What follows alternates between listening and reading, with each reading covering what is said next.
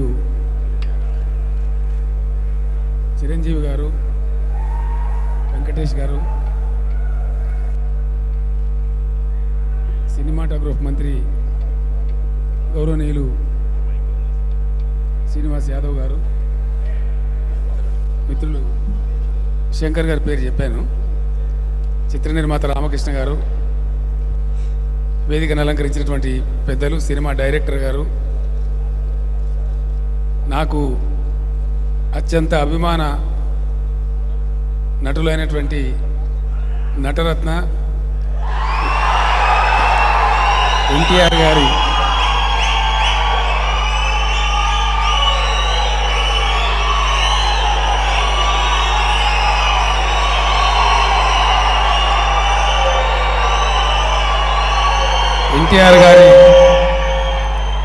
కుమారులు, సుప్రసిద్ధ సినీ నటులు గౌరవనీయులు బాలకృష్ణ గారు వారి 100th ఫిలిం 100వ చిత్రానికి చాలా గొప్ప నిర్ణయం వారు తీసుకున్నారు. గౌతమిపుత్ర శాతకర్ణి, ఇది చిన్న విషయం కాదు. ఒక శకానికి నాంది పలికినటువంటి పురుషుడు గౌతమిపుత్ర శాతకర్ణి. అంతకుముందు మన తెలుగు జాతికి తెలిసిందంతా కూడా బిఫోర్ క్రైస్ట్ ఆఫ్టర్ క్రైస్ట్ అనే పద్ధతిలో ఉన్నాం. కానీ 100వ చిత్రానికి బాలకృష్ణ గారు తెలుగు ప్రజలందరికీ చరిత్రలో చిరకాలం గర్వంగా గుర్తుండిపోయే విధంగా ఈ శాతవాహన శకానికి సంబంధించినటువంటి కథావస్తువు తీసుకొని 100వ చిత్రాన్ని నిర్మించి తలపెట్టడం చాలా సంతోషం. నేను వయసులో బాలకృష్ణ గారు కొంచెం పెద్ద కాబట్టి అన్నగారి అభిమానిగా హృదయపూర్వకంగా బాలకృష్ణ గారికి నా ఆశీస్సులు, నా దీవెనలు. బాలకృష్ణ గారి 100వ చిత్రం ఖచ్చితంగా 200 రోజులు ఆడుతుందని మాత్రం చెప్పగలను. కారణం ఏంటంటే తెలుగు ప్రజలందరూ, అన్ని తరాల తెలుగు ప్రజలందరూ చూసి తెలుసుకోవాల్సిన కథాంశం ఈ గౌతమిపుత్ర శాతకర్ణి. తను 100వ చిత్రం చేయడమే కాకుండా తెలుగు ప్రజలకి, నందమూరి కుటుంబానికి మొదటి నుంచి ఉన్నటువంటి అభిమానం, ప్రేమ తెలియజెప్పడానికి, తెలుగు తనాన్ని ప్రపంచానికి మరొకసారి గట్టిగా తెలియజెప్పడానికి, మద్రాసీలు అని పిలువబడుతున్నటువంటి తెలుగు వారిని ఆంధ్రప్రదేశ్ అనేది ఒకటి ఉంది, తెలుగు జాతి ఒకటి ఉంది అని తెలిపినటువంటి మహానాయకుడు ఎన్టీ రామారావు గారు. తెలుగు జాతి గర్వించదగ్గ గొప్ప బిడ్డ ఆయన. ఇటీవల అంబేద్కర్ గారి విగ్రహం పెడుతుంటే కొంతమంది కిట్టని వాళ్ళు దుష్ప్రచారం కూడా చేశారు.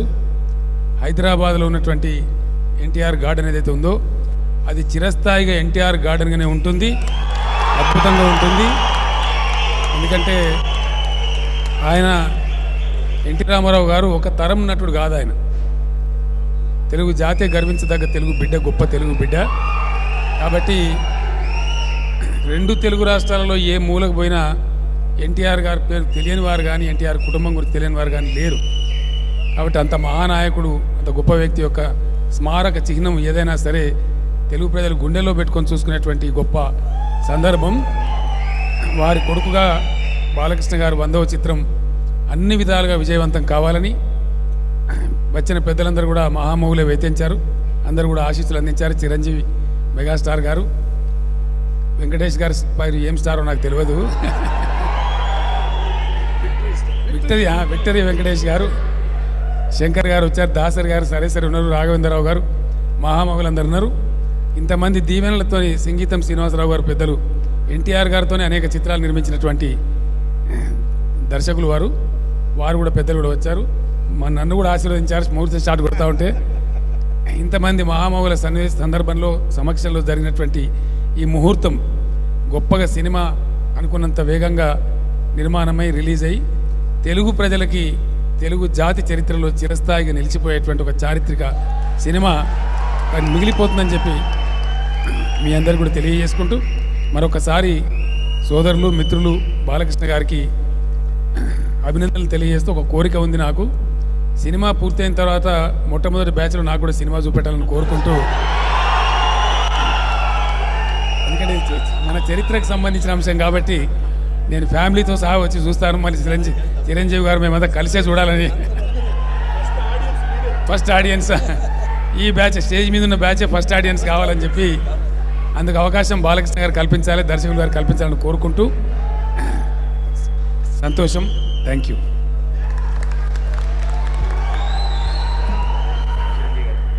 చాలా సంతోషం. సీఎం గారి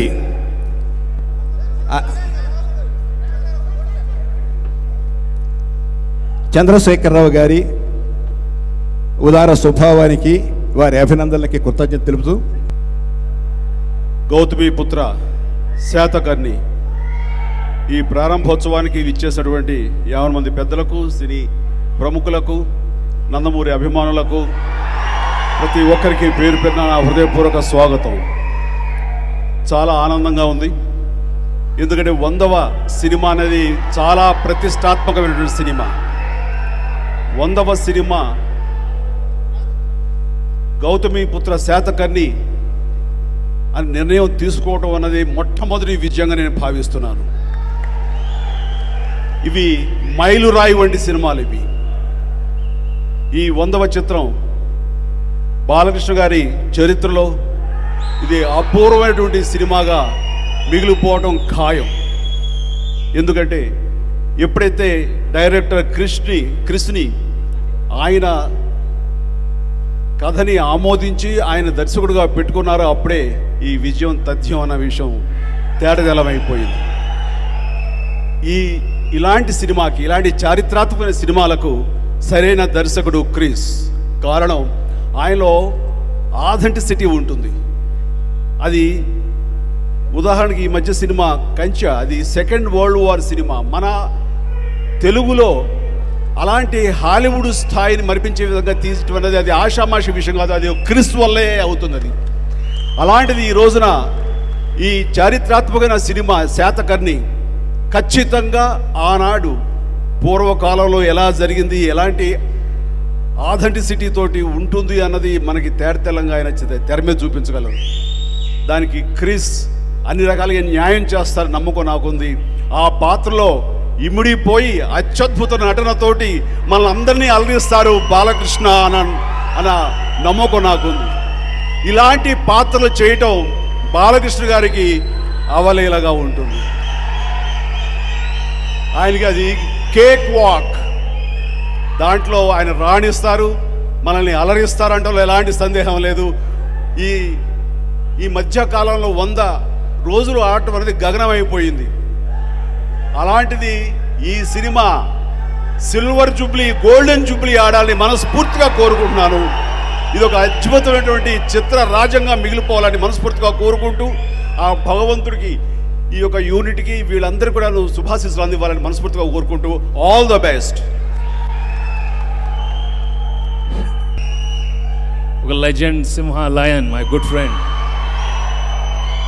I wish him all the very best for the 100th film and Krish, the whole team.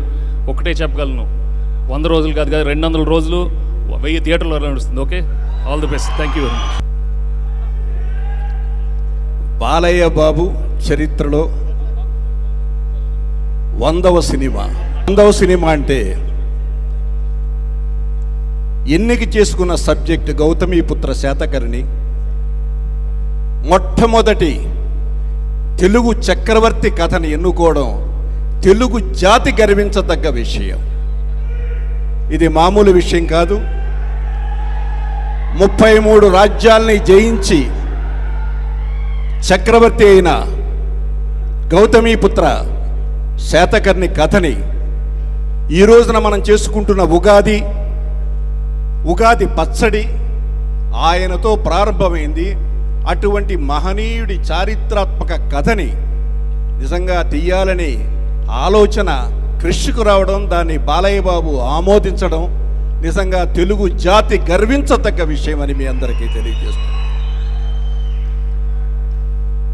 ఏ పాత్ర వేసినా ఆ పాత్రలో ఒదిగిపోయే బాలయ్య ఈ పాత్రలో మామూలుగా కనిపించడు. జానపదం, పౌరాణికం, సోషల్, యాక్షన్, సెంటిమెంట్ ఏ యాంగిల్లోకి వెళ్ళినా తనకి తను మలుచుకునే బాలయ్యని మనం మా గౌతమిపుత్ర శాతకర్ణిగా చూడ్డానికి ఎదురు చూస్తాం. ఇప్పుడు ఈ వేదిక మీద ఇంత పెద్దలు మాట్లాడే ముందు నేనేం మాట్లాడదలుచుకోలేదు. ఒక గొప్ప చిత్రాన్ని మలుస్తున్నా అనే భావన నాలో ఉంది. ఒక గొప్ప కథను తీసుకెళ్తే మరుక్షణమే దాన్ని ఆమోదించి చేద్దామని నన్ను ముందు నుండి నడిపిస్తున్న బాలయ్య బాబుకి మీరు అన్నట్టు జై బాలయ్య, జై జై బాలయ్య. ఇప్పుడు మన బాలయ్య మాట్లాడతారు.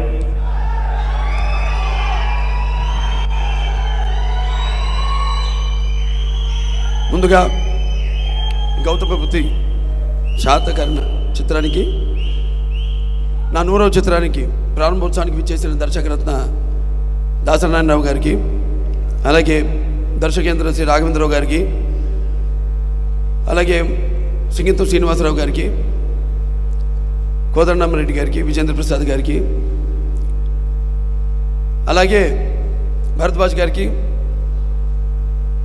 మెగాస్టార్ చిరంజీవి గారికి, అలాగే విక్టరీ వెంకటేష్ గారికి, అలాగే మా ఆతిథ్యాన్ని అంగీకరించి ఈ కార్యక్రమానికి ముఖ్య అతిథిగా విచ్చేసిన తెలంగాణ రాష్ట్ర ముఖ్యమంత్రి శ్రీ కల్వకుంట్ల చంద్రశేఖర్ గారికి, అలాగే సినిమాటోగ్రఫీ శాఖ మంత్రులు శ్రీనివాస్ యాదవ్ గారికి, మిగతా ఇక్కడికి విచ్చేసిన నా తోటి కళాకారులకు, సాంకేతిక నిపుణులకు, నిర్మాతలకు, అభిమానులకు ముందుగా మా యూనిట్ తరఫు నుంచి మీ అందరికీ ఆహ్వానం పలుకుతున్నాను. చాలా సంతోషంగా ఉంది ఈరోజు. ఎన్నో సినిమాలు అనుకున్న తర్వాత నా 100వ చిత్రం.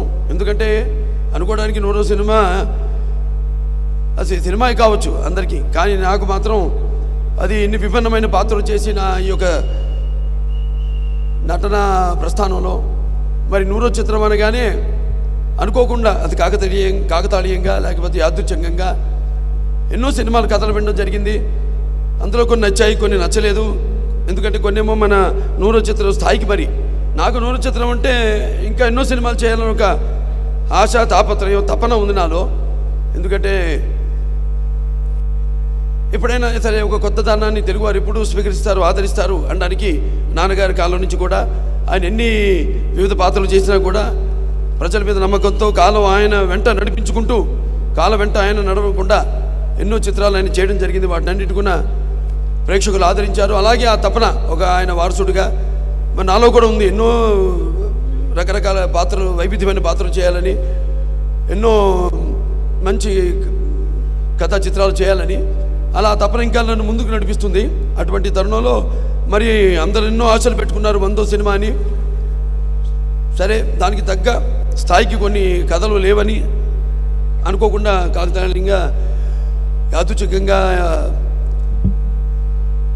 అంజనీపుత్ర క్రిష్ గారు రావడం, ఈ యొక్క గౌతమిపుత్ర శాతకర్ణి కథను చెప్పడం, దాని తర్వాత నాకు అనిపించింది అవును చాలా గొప్ప పాత్ర. ఎందుకంటే మన తెలుగు శకానికి అంటే మనకి ఇద్దరు వ్యక్తులే సూచించారు, మన కాలాన్ని ఇద్దరు సూచించారు ఈ భూమి మీద. ఒకటేమో ఆయన క్రీస్తు అయితే, రెండవది ఈ యొక్క శాలివాహనుడు, అదే ఈ గౌతమిపుత్ర శాతకర్ణి. సరే, అటువంటి మహత్తరమైన పాత్ర ఆయనతోనే మొదలైంది. మన తెలుగు క్యాలెండరు కోలమానం, మన తెలుగు కోలమానం కాలం యొక్క కోలమానం ప్రారంభమైంది. అటువంటి అద్భుతమైన పాత్ర. ఇంకోటి బాధాకరమైన విషయం ఏంటంటే చాలామందికి తెలియని పాత్ర కూడా అయింది అది, దురదృష్టవశాత్తు. అది నాకు బాగా బాధ కలిగించింది. ఆయనలో ఆవేదన, ఆయనలో ఉన్న తపనే నాలో కూడా ఆయన్ని స్ఫూర్తి నింపి తప్పకుండా ఇది ఒక మంచి సినిమా అవుతుంది. చాలామందికి తెలియని పాత్ర. ఎక్కడో తెలంగాణలో మన కోటిలింగాలలో పుట్టి కరీంనగర్ జిల్లాలో, అది వాళ్ళ తల్లిగారి ఊరు. అక్కడి నుంచి ఆయన మళ్ళీ అక్కడి నుంచి రాజ్యం పరిపాలించడం మొదలుపెట్టి తర్వాత ఆంధ్రలో అమరావతిలో ఆయన రాజధాని ఏర్పాటు చేయడం, అలా ఈ యొక్క పాత్ర యొక్క ప్రస్థానం. దీన్ని తప్పకుండా మనం తీసుకెళ్లాల్సిన ఆవశ్యకత ఉంది. ఎందుకంటే అక్కడ ఆంధ్రలో అయితే అక్కడ అమరావతి రాజధాని నిర్మాణం చేపట్టాము కాబట్టి దాని యొక్క ప్రాశస్త్యం. ఎందుకంటే బౌద్ధ వాంగ్మయానికి ఆనాడు ప్రాణ ప్రతిష్ఠ చేశారు అమరావతి గుహల్లో. అటువంటి పవిత్రమైన ప్రాంతాన్ని బౌద్ధహారాలు ఉన్నాయి ఎన్నో. అలాగే నాగార్జునుడు తిరిగిన నేల. అటువంటి సినిమాని అందించాలి తప్పకుండా. మామూలుగా మన వరకే కాదు, మన దేశం వరకే కాదు, అంతర్జాతీయ స్థాయిలో కూడా ఈ యొక్క పాత్రని మనకు తెలుగు జాతి ఎవరైతే ఒకే ఒక చక్రవర్తి, తెలుగు జాతికి ఒకే ఒక చక్రవర్తి, అతను గౌతమపుత్రి శాతకర్ణి. మొత్తం ప్రపంచాన్ని ఏకపత్యాది కింద పరిపాలించిన మహానుభావుడు. మన తెలుగు పౌరుషం, అలాగే తెలుగు జాతి ఆత్మగౌరవం కూడా అందరికీ చాటి చెప్పిన మహానుభావుడు. మొత్తం రాజులందరినీ కూడా 33 రాజులను ఓడించి వాడికి 2 ఇచ్చాడు ఆప్షన్స్. ఒకటి, నాకు లొంగిపోండి లేదా మరణమే, చాయిసెస్ యార్స్ అన్నట్టు ఆ రెండితో అందరినీ ఒక కిందకి తీసుకొచ్చి యవనుల మీదకి దాడి చేసిన మహాచక్రవర్తి గౌతమపుత్రి శాతకర్ణి. సరే, దానికి ముందు ఆ సినిమా మరి మేమంతా అనుకుని చేద్దామనుకున్న తర్వాత మరి పాత్రలో పరకాయ ప్రవేశం చేయాలి. అప్పుడు అది అలా ఏం చేద్దాం, దానికేమో సరైన మాకు గెటప్లు పెట్టండి మీద ఎంతో అద్భుతమైన టీము అంతా కూడా. ఆనాడు నర్తనశాలలో ఎలాగైతే నాన్నగారు ఒక బృహన్న పాత్ర చేశారో, దానికోసం ఎలాగైతే ఆర్ట్ డైరెక్టర్ వాళ్ళ శర్మ గారు మొత్తం ఉన్న గుళ్ళు, విశిష్టమైన ప్రాంతాలన్నీ కూడా తిరిగి ఎక్కడైతే మంచి చిత్రలేఖనలు, మంచి స్టాచ్యూస్ అన్నీ ఉన్నాయో అన్నీ కూడా బాగా రీసెర్చ్ చేసి ఆ యొక్క గెటప్ని స్కెచ్ చేయడం జరిగింది. అలాగే మనవాళ్ళు కూడా ఎంతో పరిశోధన, దానికి చాలామంది ఉన్నారు ఇక్కడ, ఎంతోమంది స్క్రిప్ట్ మీద పరిశోధన చేస్తున్నారు. దానికి శ్వేత డైరెక్టర్ ఆంజనేయులు గారు ఉన్నారు ఇక్కడ, అలాగే అక్కడ మన టీటీడీ మ్యూజియం రంగనాయకులు గారు ఉన్నారు, ఇంకా చాలామంది, అలాగే మన ఆర్కియాలజికల్ డిపార్ట్మెంట్ అక్కడ పనిచేసిన సిబ్బందుల్లో నాగిరెడ్డి గారు ఉన్నారు. వాళ్ళంతా కూడా ఈ యొక్క స్క్రిప్ట్ మీద వాళ్ళందరి సూచనల మేరకు అన్ని గ్రంథాలన్నీ కూడా తిరిగేసి ఈ కథని రూపొందించడం జరిగింది. మరి ఆహార్యం, మరి వాచకం, ఇవన్నీ విషయానికి వస్తే మరి వాచకం మరి ఆ నాన్నగారు మరి 1973లో నా నుదుట ఈ యొక్క నట తిలకం దిద్దారు. మరి అప్పటి నుంచి ఈ యొక్క 43 ఏళ్ల ప్రస్థానంలో 99 చిత్రాలు, మరెన్నో నడుస్తూనే ఉన్నాను, గెలుస్తూనే ఉన్నాను. అప్పుడప్పుడు కొన్ని అపజయాలు కూడా నాకు ఎదురుపడ్డాయి, కానీ నా చిటుకుని వేలు కూడా కదించలేకపోయాను. ఎందుకంటే ముఖ్యంగా దాంట్లో సుమారుగా నా చేసిన 99 సినిమాల్లో 71 సినిమాలు శతదినోత్సవాలు జరుపుకున్నాయి. అదంతా కూడా నా తల్లిదండ్రుల యొక్క పుణ్యఫలం, అలాగే నా తెలుగు ప్రేక్షక దేవుళ్ళ యొక్క అభిమాన బలం, అలాగే నా ఆత్మబలం, నా అభిమానులు నా నుండి ఏమీ ఆశించకుండా వారు ఎప్పుడు నన్ను అభిమానిస్తూనే ఉన్నారు. మరి డబ్బుతో కొంటే లేకపోతే ఎన్నో సందర్భాలు చెప్పడం జరిగింది, ఎటువంటి ప్రలోభాలకి లొంగనిది ఈ అభిమానం. అటువంటి ఇంతమంది వేల లక్షల కోట్ల మంది అభిమానులు పొందడం మరి మీకు నాకు ఏ జన్మజన్మన అనుబంధమో, ఏ రుణానుబంధమో, ఏ విడదీయలేని అనుబంధమో కదా అని నాకు అనిపిస్తూ ఉంటుంది. అలాగే నాతో పాటు ఈ యొక్క నా ఈ సుదీర్ఘ ప్రయాణంలో ఎంతోమంది నాతో పాటు నడిచారు. అలా అందుకే నా యొక్క ఈ నడకలో అడుగు వేసిన నా నిర్మాతలకైతేనేమి, దర్శకులకైతేనేమి, నా హీరోయిన్లకైతేనేమి, నా తోటి కళాకారులకైతేనేమి, నా సాంకేతిక నిపుణులకైతేనేమి, అలాగే అభిమానులకైతేనేమి, అందరికీ కూడా మొత్తం మన ఆంధ్ర తెలంగాణ రాష్ట్ర ఎక్కడెక్కడ తెలుగు వాళ్ళు ఉన్నారు తెలుగు వాళ్ళందరూ కూడా నా ఈ 100వ చిత్రాన్ని అంకితం చేస్తాం అని ఈ సందర్భంగా, అలాగే భారతదేశంలో ప్రపంచంలో ఉన్న తల్లులందరూ కూడా ఈ చిత్రాన్ని అంకితం చేస్తామని ఈ సభాముఖంగా తెలియజేసుకుంటున్నాము. అలాగే మరి అసలు ఈ గౌతమపుత్రి శాతకర్ణి పిచ్చ అనుకోగానే చాలామంది అసలు ఎవరిగా మరి ఈ సినిమాని 100 చిత్రంగా ఎంచుకోవడానికి కారణాలు చాలా ఉన్నాయి. దాంట్లో ఒకటేమో అసలు చాలామందికి తెలియకపోవడం, నేను ఇంతకుముందు చెప్పినట్టు అసలు ఎవరి గౌతమపుత్రి శాతకర్ణి అన్నది అదొకటి. ఆయన చేసి మరి ఏకఛత్రాధిపత్యం కింద ఈ యొక్క మొత్తం దేశాన్ని ఈ అఖండ సుమారుగా 2020వ సంవత్సరం క్రీస్తు పూర్వం ఈ యొక్క శాతవాహనులు మొదలయ్యారు. దానికి ఆద్యుడు శ్రీముఖుడు. దాని తర్వాత ఒక 420 సంవత్సరాలు పరిపాలించారు వాళ్ళు. అందులో 23వ రాజు ఈ గౌతమపుత్రి శాతకర్ణుడు. సో ఆయన చరిత్ర అందరికీ తెలియజేయాలి. ఏదైతే ఒక మంచి అవకాశం, అన్నీ తెలిసిన కథలే, తెలియని కథలైతేనే, తెలియని కథలంటే ఒట్టి ఊరికే పుక్కడి పురాణాలా కాకుండా ఒక దానివల్ల ఒక మంచి జరగాలని, అంటే ఒక నేను చెప్పినట్టు తెలుగు జాతి అలాగే తెలుగు కీర్తిని స్ఫూర్తిని పెంచడానికి మన ఈ తెలుగు భాష సంస్కృతి సాంప్రదాయాల్ని ఎలాగైతే చాటి చెప్పాడో ఆయన మహానుభావుడు నందమూరి తారక రామారావు గారు. అంటే కారే రాజులు రాజ్యములు కలిగిరే, కారే రాజులు రాజ్యములు కలిగిరే అని బొమ్మల పోతన్న గారు చెప్పారు మన మహాభారతంలో. కారే రాజులు కలిగిరే అని. అంటే దాంట్లో ఏంటంటే ముఖ్యంగా పుట్టిన వాళ్ళకి చావు తప్పదు, కానీ పుట్టిన వాళ్ళకి చావు ఈ పుట్టుకలతో ఎటువంటి భయం లేకుండా ఉండేవాళ్ళే శాశ్వతంగా నిలిచిపోయేవాళ్ళు, వాళ్ళే దైవాంశ సంభూతులు అని సభాముఖంగా తెలియజేసుకుంటూ అటువంటి వారిలో నాకు తెలిసింది ఆది శంకరాచార్యులు వారు, లేకపోతే ఒక మధ్యాచార్యులు వారు, లేకపోతే ఒక వివేకానందుడు, ఒక గాంధీ, ఒక ఎన్టీఆర్, ఒక గౌతమ బుద్ధ శాతకర్ణుడు. అలాగే ఈ యొక్క సామ్రాజ్యం విస్తరణ అప్పుడు అశోక చక్రవర్తి మరణానంతరం ఆ తర్వాత ఈ ఆంధ్రులంతా కూడా ఈ యొక్క విశాలమైన ఈ ఆంధ్ర మహా సామ్రాజ్యాన్ని స్థాపించారు. సో అటువంటి మన పునాదులు మనం తెలుసుకోవడం, తెలియపరచడం భావితరాలకు మన కర్తవ్యాన్ని భావిస్తూ ఈ యొక్క చిత్రానికి పూనుకోవడం జరిగింది. సో అందరూ కూడా ముందుగా మా దర్శకుడు అంజనీపుత్ర కృషి గారికి, అలాగే నిర్మాత రవీందర్ రెడ్డి గారికి, అలాగే శ్రీనివాస్ గారికి,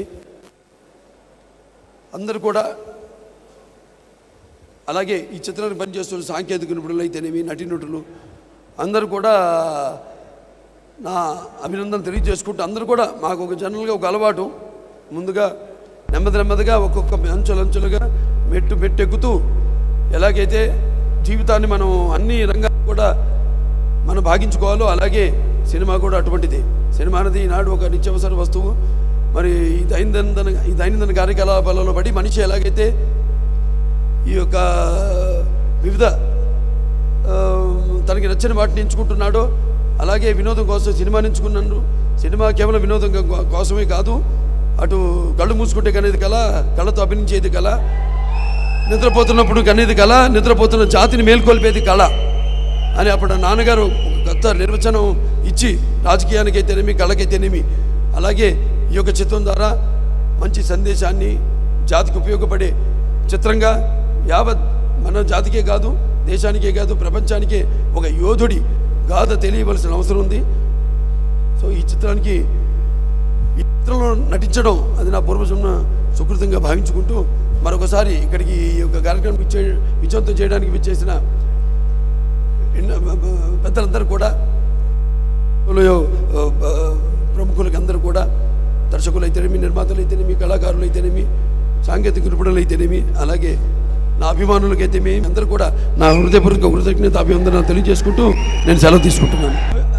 ఆశయం లేనివాడికి విలువ లేదు, ఆవేశం లేనివాడు అసలు మనిషే కాదు. అంటే ఒకటి, నాకు నేను నచ్చితే నా అలవాట్లు కానీ నేను కానీ, ఇంకోటి నచ్చకపోతే దానివల్ల నష్టం లేదు. కానీ నాకు నేను నచ్చకపోయి నా అలవాట్లు నా ప్రవర్తన వల్ల ఇంకోటి మెచ్చుకున్నా సరే దానివల్ల లాభం లేదు. అదే నా జీవితం, అదే గౌతమిపుత్ర శాతకర్ణి జీవితం. తను అనుకున్న దారిలో వెళ్ళాడు, తను అనుకున్నట్టు జీవించాడు అతను.